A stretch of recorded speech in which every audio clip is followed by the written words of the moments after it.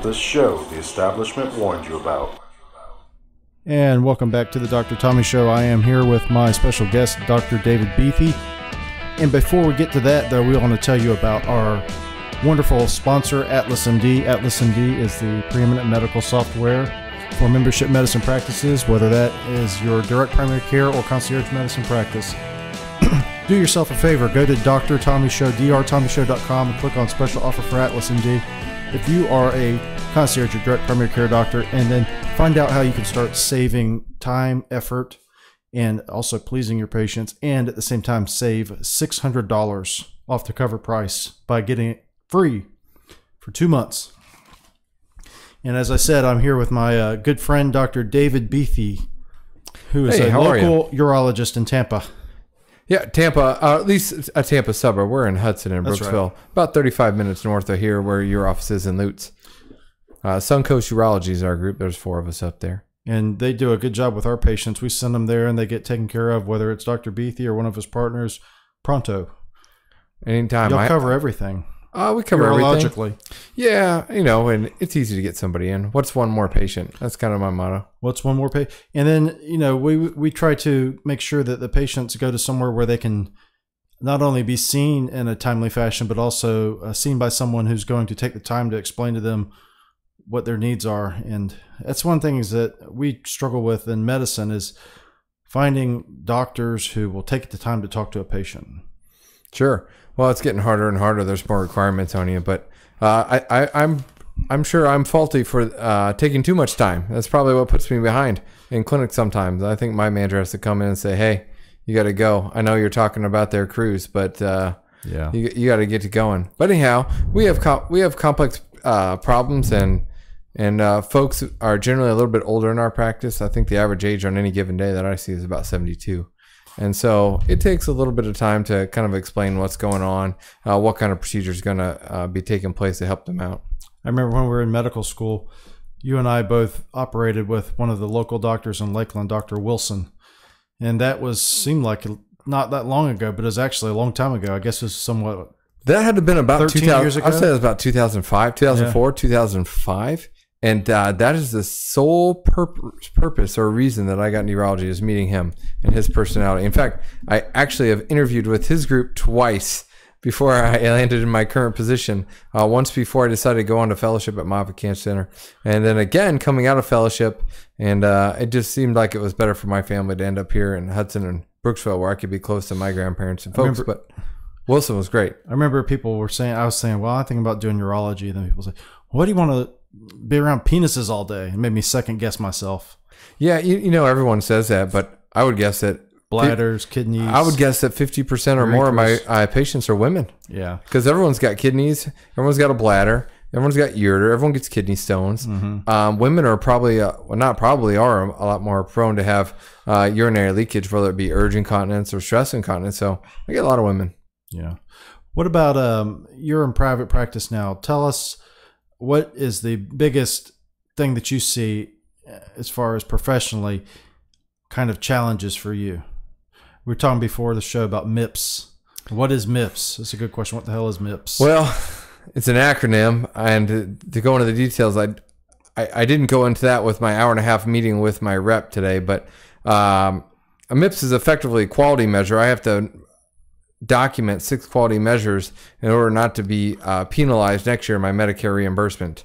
Now, you don't have to really worry about that here, but in private practice, where I take insurance, I have to worry about that. It's 2%, right? I think it's 4%. 4 now? Yep, 4 and 7, depending on how big an offender you are. And so I have to take every step I can to get through that. Now, these quality measures are things that are going to change the lives of your patients. True or false? Probably not in my practice. They're geared towards primary care. And so a lot of them are like, did I manage their blood pressure? And if I just click the box referred to primary care, since that's a primary care issue, not a urologic, I meet the criteria, but I still have to go take the time to ask it, document it, and then document that I sent them. Also, BMI is a measure. So these checking meds is a measure. That one's easy because we do it anyway. Yeah. There's some measures like checking urge urinary for presence of urge urinary incontinence and document a plan. Well, I do that in my plan under my CPT code, which is diagnosis code, and then I actually take the time to type a written note, but I have to go to another place in the chart here and document it as well. Now, so to the outside observer, people would say, well, that's not a big deal. I mean, this is things that the government's done because they found that doctors probably aren't doing a good job. And now some smart people in Washington, D.C. have found, these doctors are negligent. Now we're just trying to tidy things up. And it's not that big a hassle to doctors. And if you hear anything about that, it's just these doctors are just complaining. Well, I don't know. To say it's not a big deal, I don't know that that's true. So I see, maybe 25 patients a day in the office, plus whatever comes through the hospital urgently. And I can usually get through those in a normal work day, but what I can't get through is the 25 phone calls that I get, the 25 lab values that I got to go through. And then I write my notes from about 10 to midnight every night. And those aren't really billable hours. Those are just me doing document. And to meet the requirements, my note gets about 2 or 3 times as long with respect to documentation time. Yeah. So it is a big deal. Does it help quality measures? I don't know. I operate for a living, and there's nobody there grading my operation, which is probably the biggest part of my practice, but they're grading my paperwork. Right. I don't know. They're even thinking about doing away with it here in a year or two, I hear. Well, I think MIPS is one of the things it's one of the things in government that you always hear is there's good intentions, and there's a famous road that's paved with good intentions. And when you hear people talk about MIPS and MACRA and all these other various acronyms, I think, and I don't know if it's for sure, that there are doctors out there listening perhaps who think that these are good things and these are going to help us. Now, I also think there's people who are consultants who get paid to make doctors learn how to do this, to design software so doctors can do this, who also get paid to make sure that practices implement these things and then get money paid upon how well the practice is implemented. And I think that's the major driving force is the data collection community and the IT community who benefit greatly by having all these different hurdles that you say, like you said, are not operating or not, all these things that are not having to do with you as a physician operating with a patient or dealing with a patient, but all these extraneous details that people can come by and then collect all this data and manage it and do all these things. I think those people, they're just picking measures that are objective. Okay. Objective and easy to document, meaning there are real numbers that assign to that. Yes, no, or this is your weight, this is blood pressure, but medicine is not really yes, no. And none of those measures look at outcomes. But what are you going to do, right? Until someone comes into Washington who designs some other system, then you're just basically, as a private physician, like you said, who takes insurance, like most physicians have to, you're stuck. You're stuck just dealing with it and hoping for the best. Well, I guess I could say I don't want to take Medicare, but Medicare is probably the biggest payer in my practice. Right. Well, the problem with that is patients say, well, patients, Medicare is there for older people. And then if it wasn't, Medicare is popular is what people say. Medicare is popular. Well, I can tell you Medicare is about the only game in town for old people because the government has effectively carved out a monopoly for providing insurance, quote unquote, for elderly people by having Medicare and Medicare Advantage. So if you're, you want to do an insurance program for people who are older, let's say, that's not Medicare, well, they're facing an uphill battle because they're going to have to say, well, look, I'm going to forego all my money that I paid into Medicare. And then I'm going to also, and then you're going to face an uphill battle because it's not allowed. I don't know that there's so many different regulations that are tied to Medicare. For instance, if you are taking Social Security, then you have to take Medicare as a person. I don't know the regulations about that. That may be true, but that you sure could have a third party insurance. Some of these people have VA insurance. Yeah, some of them have VA, but TRICARE, but they're all government. There's no private alternative other than Medicare HMOs. I think some of the unions, railroads, I believe. But as far as like someone who can go out, like let's say my father is near 70 now. He is on Medicare, and there's no marketplace for him to go out and buy insurance. that doesn't make the doctor do all these hoops to jump through at this point. Well, the hoops change. There are Medicare replacement plans by HMO, so there's managed care. That's big. Which are Medicare payments to the insurance company, and then to provide benefits to the patient. Yes. So they get money from the government, and they say, okay, like if you and I wanted to start one, we could start one and say, USF Health Alumni Advantage Plan, and then we take the money from the government, and then we take care of the patients. Well, but then still the money's come from the government. But then you know what our goal is: make money. Yeah. So to spend as little as that money as possible. Yeah, exactly. So anyhow, I don't know if that's a good measure either. Well, I think the upshot of this is that if there was more freedom on your part as a physician to not do MIPS and not face a financial penalty, then you'd actually have more time to spend with your patients. Would that be a fair assessment? I push for a free market, meaning right now I think Medicare is price fixing. I mean, if you're good or you're bad, as long as you do your paperwork well, right, you're gonna do fine. Right. So there's kind of a race to the bottom to do the bare minimum for patient care. So tell me about the same that. reimbursement. Well, if you're good at your paperwork, regardless of bedside manner, outcomes, whatnot, you get reimbursed the same because you can charge Medicare whatever you want. You can charge, a lot of people will charge 3 times Medicare. Mm-hmm. You're only going to get paid what Medicare pays. And so everyone effectively charges the same and pays the same, whether you're well respected with your community or not. Mm-hmm. So effectively that kind of takes away some incentive to be do best. It'd be better maybe if you could charge whatever you want and let the market drive what the price is. Well, just like I don't know, lawn service, cleaners. There's a good example. There was a restaurant I used to go to in New York City. It was called Il Sputino, and they used to have this very good New York pizzas, thick. It had eggplant in it. If you wanted it, it had big pieces of sausage. Anyway, I went there one year to try to get it, and then they said they stopped selling pizza. And why did they stop selling pizza? They said, well, all the competition around them was selling frozen pizza. And they were selling it for a price of like $10, $15 or whatever the price was for a pizza. Anyway, it was similar to what they were charging for their really good pizza. And they said, basically, look, if everyone's going to sell this pizza and people are going to buy this as New York pizza, we can't provide our service as a superior level of pizza because we're going to have to charge so much more because these people are charging the same amount as we charge for our pizza with this frozen pizza. But they flooded the market with it, so people would not be able to find this one little restaurant that makes really good pizza because there's so much frozen pizza. So back to your point about Medicare doctors, it could be that there's a lot of doctors out there who are doing a good job, but there could be some doctors that are just kind of doing whatever they have to do to get by.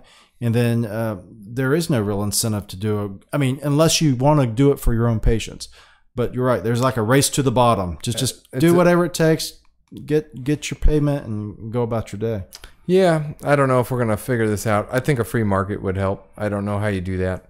I know people are short on funds, and some would argue that doctors would never get paid if there wasn't Medicare because no one saves money. That's why they take your taxes out of your paycheck, right? Yeah. Because no one saved money for the end of the year to pay your taxes at the end, so they withhold them so that you didn't go out and blow that money. So anyhow, same with healthcare. So if it was a private market and you didn't have Medicare, chances are you would spend that money and then you would get ill, and then you wouldn't have any money. So the question is that true or not? And then I would say, well, what was before Medicare? Were people dying in the streets before Medicare? Were old people simply put out to pasture, given euthanasia pills, maybe even just left in their homes to suffer and dehydrate and die before Medicare in the 60s?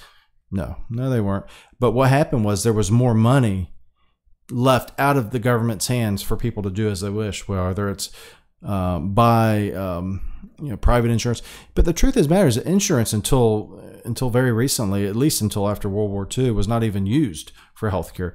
Insurance was something that some people had, but most of medical care, as you and I both know, was not paid for with insurance. It was paid for people's money. And then even my grandfather had a child, unfortunately had a heart disease, a heart valve problem, and so my grandfather was worked for the mines. He worked for the the IMC phosphate at that time. I think it was called IMC down here in Florida.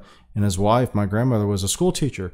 Well, their son, unfortunately, had a heart problem, and they were able to take him to Johns Hopkins Hospital and pay for him to have heart surgery at Johns Hopkins Hospital, a preeminent hospital in the 50s at that time, doing heart surgery. And they didn't do it for free. I mean, they paid for it. They didn't have insurance.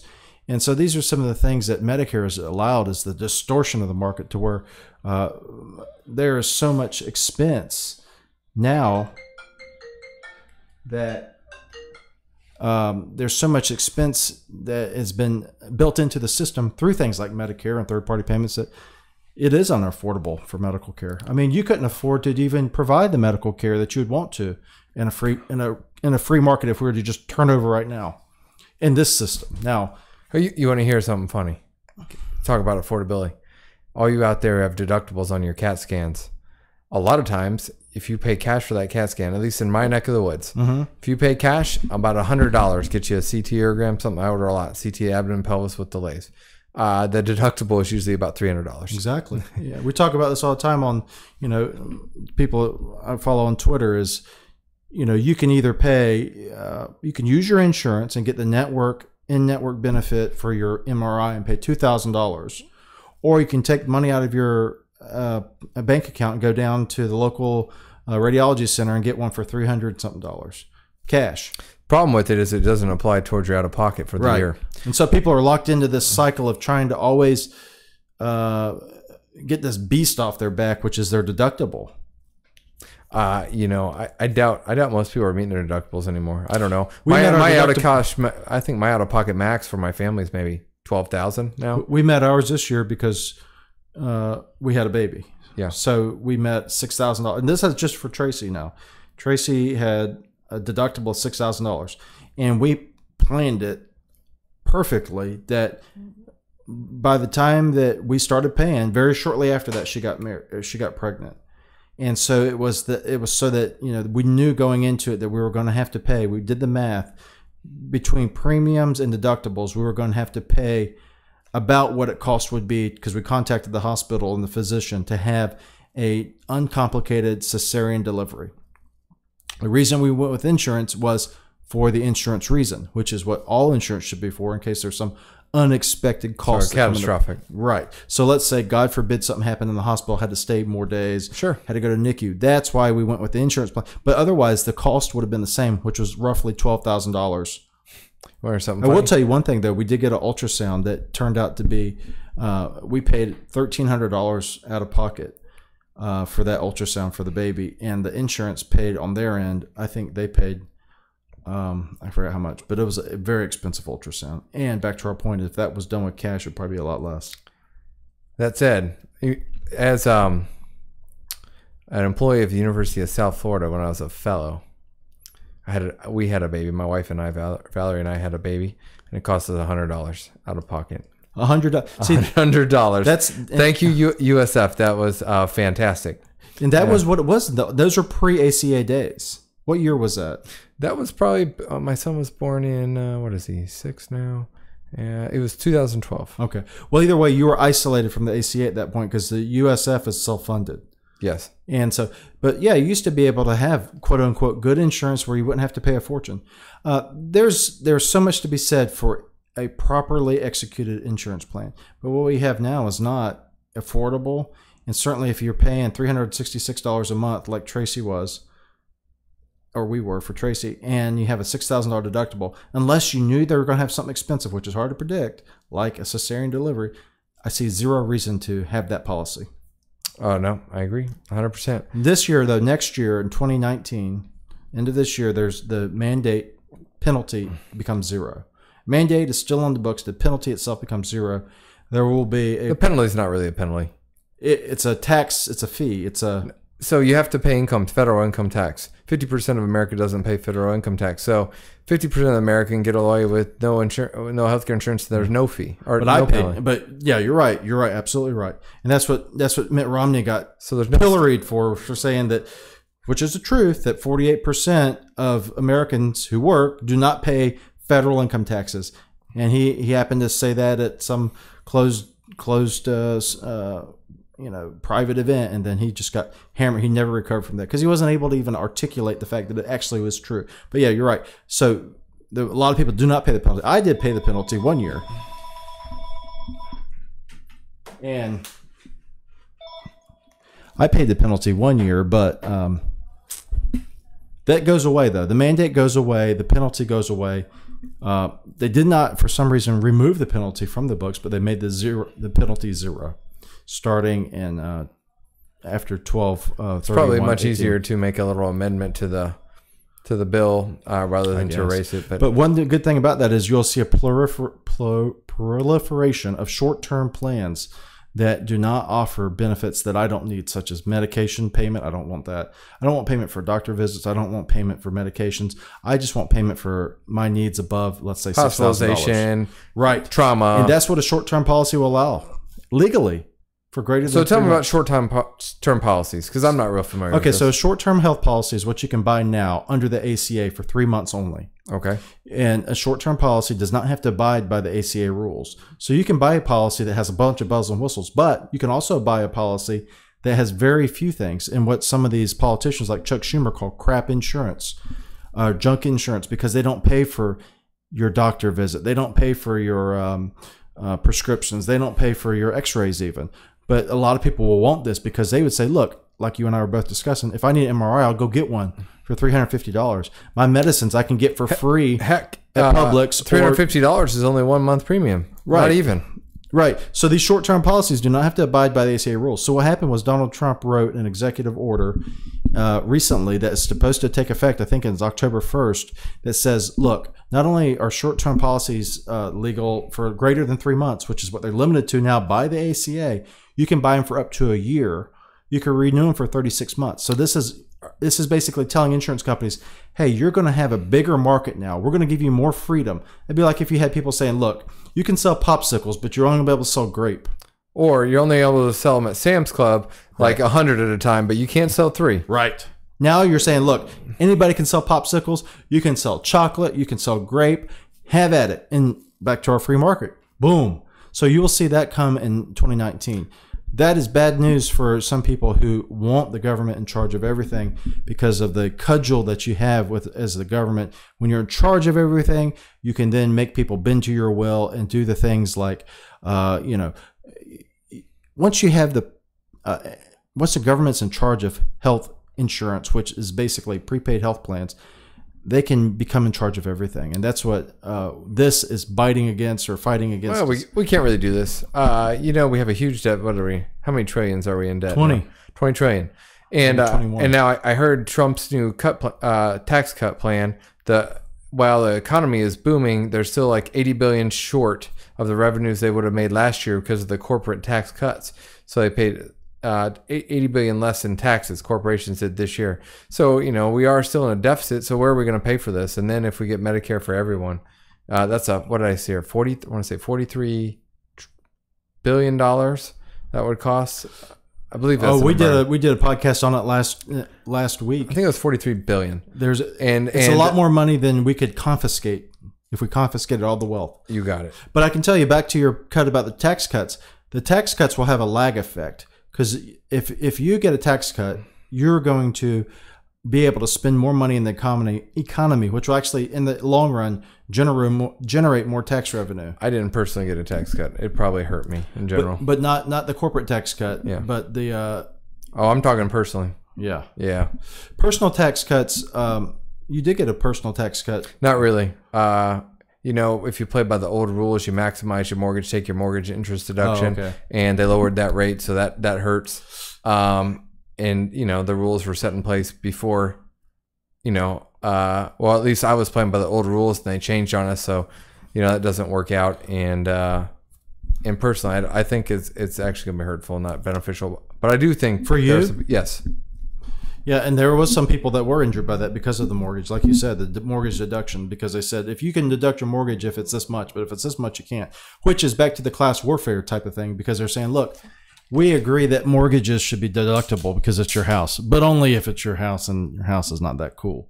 If you got a nice house, forget it. That's not good. So that's where the government gets involved in playing favorites and making judgments about. Same with student loans. Yeah. Oh yeah, you can't deduct your student loans. You got it. Because I don't know why. Because you make too much. Yeah. Why is that? I mean, what is that the idea of the government that got to do? Yeah. Yeah. We're not winning. We're not winning this one. That's for sure. But we are going to win it eventually if we both, if we all keep an eye on the government and make sure that people are more educated day into day about what is the real dangers of having a lack of a free market, and the free market will sort things out as far as price in the long run. The lack of free market will always lead to shortages, and like you said about Medicare for all, that would be the death knell for medicine in America.